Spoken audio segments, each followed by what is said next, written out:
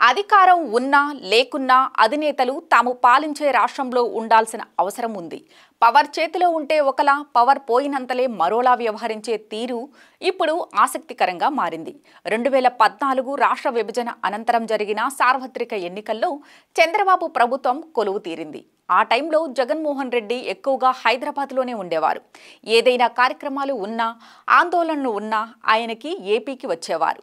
Cut చేస్తే 2019లో జరిగిన ఎన్నికల్లో చారిత్రక విజయాన్ని సొంతం చేసుకున్న జగన్ చేతికి అధికార పగ్గాలు వచ్చాయి. అప్పటి వరకు ఏపీని పాలించిన చంద్రబాబు కొద్ది కాలానికే హైదరాబాద్కు షిఫ్ట్ అయ్యారు. అంశాల వారీగా సందర్భానికి తగ్గట్లు ఏపీకి రావటం, కొద్ది రోజులు ఉండటం, ఆ తర్వాత హైదరాబాద్కు వెళ్లటం చేసేవారు. ఈ సందర్భంగా నాటి సీఎం జగన్మోహన్ రెడ్డి చంద్రబాబు తీరును తప్పు పట్టేవారు, బహిరంగంగా విమర్శించేవారు కూడా.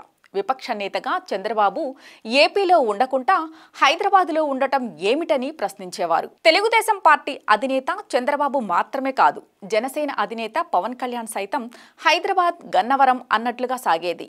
ఎక్కువగా హైదరాబాద్లో ఉండేవారు. గతంలో వీరిద్దరూ ఇలా చేస్తే ఇప్పుడు వైసీపీ అధినేత వారి దారిలోనే నడుస్తున్నారు. గతంలో చంద్రబాబు పవన్లను తాను విమర్శించానన్న విషయాన్ని వదిలేసి తనను విమర్శించే అవకాశాన్ని ఇచ్చేలా జగన్ తీరు ఉంది. ఎన్నికల్లో ఘోర పరాజయం తర్వాత ఆయన బెంగళూరుకు షిఫ్ట్ అయ్యారు. సందర్భానికి తగ్గట్లు గన్నవరం వస్తూ కొద్ది రోజులు ఉండి మళ్ళీ బెంగళూరుకు వెళ్ళిపోతున్నారు.